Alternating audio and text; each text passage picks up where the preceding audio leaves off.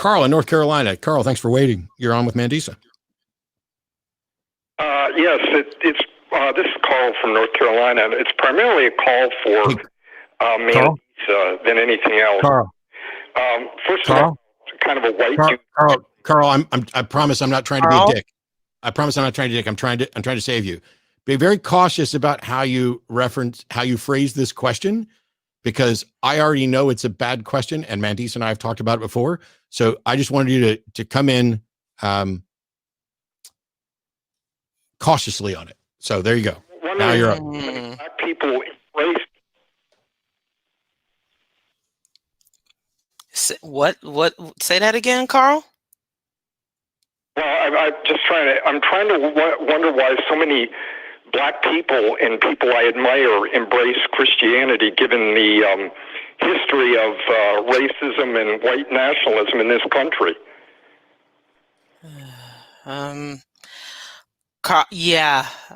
We have definitely talked about this before, and the same could be said. There are a lot of white evangelical Christians as well. So the very same Christian, well, there are a lot of Christians that white Christians that are just as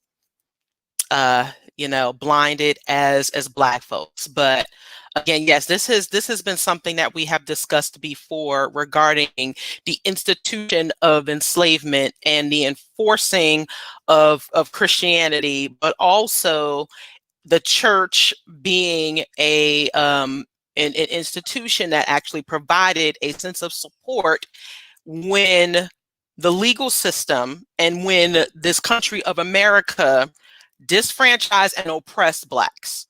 So we have to take that into consideration. And the fact that there were some very anti-slavery Christians, even though we can pick apart the aspect of, what they picked out from the Bible as far as being more Jesus-like. But when you look at the oppression that has been committed against the Black community and the role the church has played, there must be an understanding. It doesn't mean that we agree with it. And certainly I cannot be the one who will, I can't be the one who saves everyone from it. Because this isn't just this was not an overnight process. It wasn't just as simple as, well, Black folks were forced to accept Christianity. So therefore, once slavery ended, then they just had to get rid of it, or they should just get rid of it. You have to understand the deeper institutional factors that are a result of Christianity and white supremacy, and why many Black folks still hold on to it.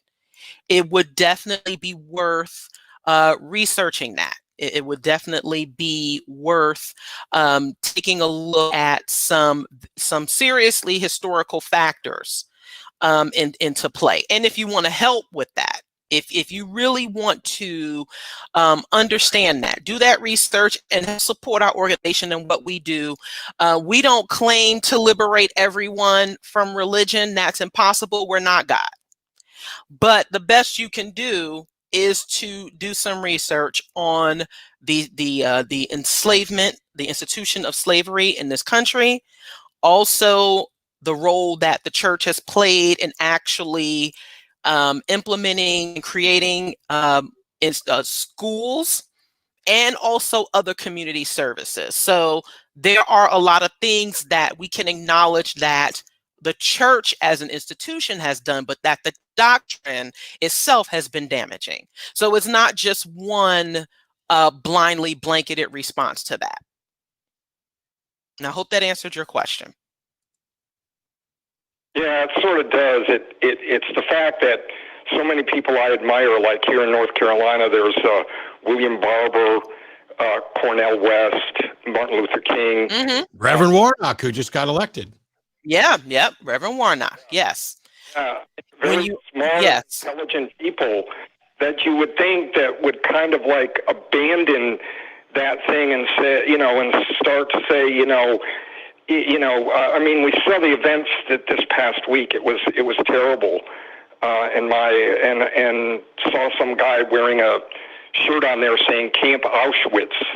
Yeah, I saw that guy too. Mm-hmm. I want to point out, though, that this isn't a matter of intelligence, by the way. You say, No. well, all these smart people, you know, I'm pretty sure I can stack my IQ up against almost anybody on the planet, especially since I don't give a fuck about IQ. But I was a believer for a very, very, very long time, and some other people were as well. And one thing about people who are smart is that I think this is a Michael Shermer quote, that we're really good at rationalizing things we came to believe for non-smart reasons. And so when you're looking at something like the Black Christian community, why does this exist when, you know, this nation did this? Well, first of all, Christianity and this nation aren't the same thing. So that was already kind of a mistake early on, tiptoeing into that. But it's the important thing to remember is that while the Bible supports slavery, Christians and many different Christians at different times both use the Bible to either support slavery or to oppose it. And you can do that. You can pick verses and say, you know, hey, God came for all of us. You can do that. And as long as you reform your Christianity so that it is now not a pro-slavery version of Christianity, and instead is a pro-community version of Christianity, which is what the Black community benefits from, there is a ready... Where are we going tonight? We're going to church. What are we going to eat tonight? We're going to eat at church. This is the sort of thing that happens, especially in smaller, poorer communities where the church is the community center. And it would be a mistake to go, gosh, how could you still be a Christian after what it did for slavery? Well, you could still be a Christian after what it did to help eliminate slavery in some cases too.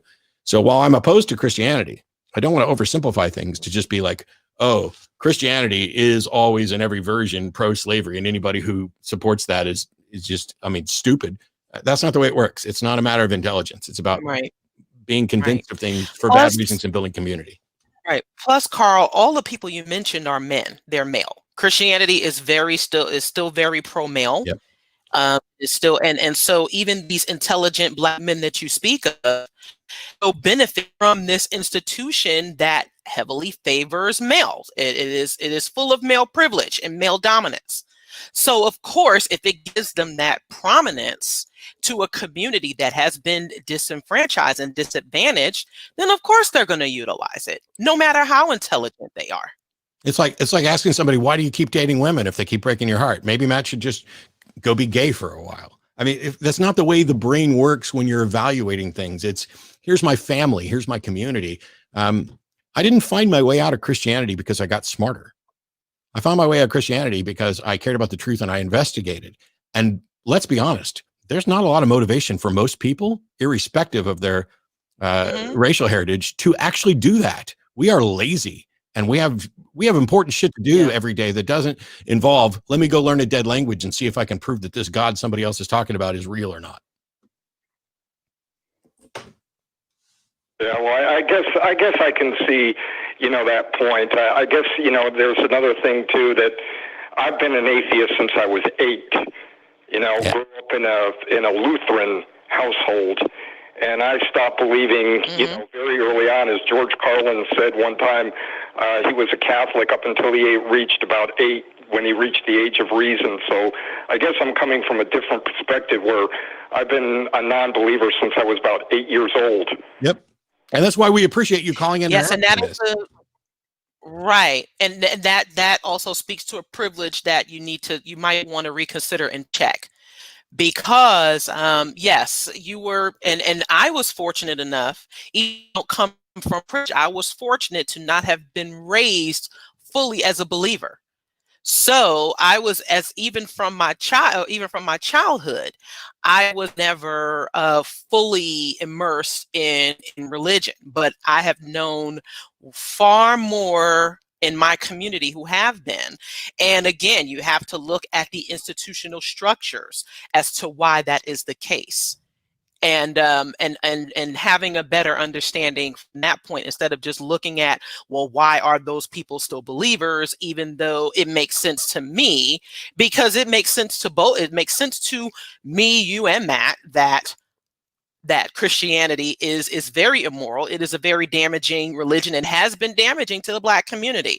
But again, those institution structures, which also plays huge factors in economic disparities, health disparities, all of that. You have to understand why it can be a bit more challenging for folks in the Black community to let it go. and also even for more of us as Black atheists to speak on it and actually be heard. Yeah. Carl, I appreciate the time and the question. Hopefully that addressed your issues. I got to move on because we're almost out of time. Love it. And love the theist callers, because it gives me a big chuckle every week to listen to the theist callers. So it's kind of like entertaining for me. And I thank you for what you're doing, Matt and Mandisa. And I'll hang up now. Thank you so much, Carl. Thank you. Bye-bye. And appreciate your patience waiting. I know you were on hold for like over an hour.